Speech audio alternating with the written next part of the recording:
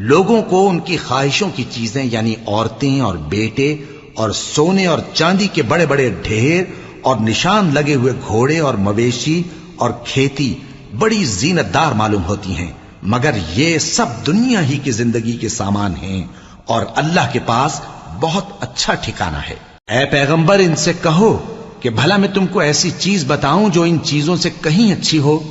سنو،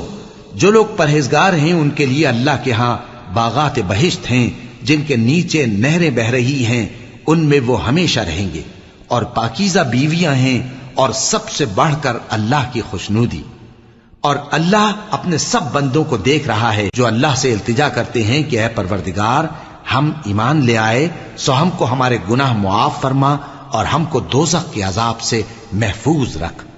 یہ وہ لوگ ہیں جو مشکلات میں صبر کرتے اور سچ بولتے اور عبادت میں لگے رہتے اور نیکی میں خرچ کرتے اور اوقات سحر میں گناہوں کی معافی مانگا کرتے ہیں۔ اللہ تو اس بات کی گواہی دیتا ہے کہ اس کے سوا کوئی معبود نہیں،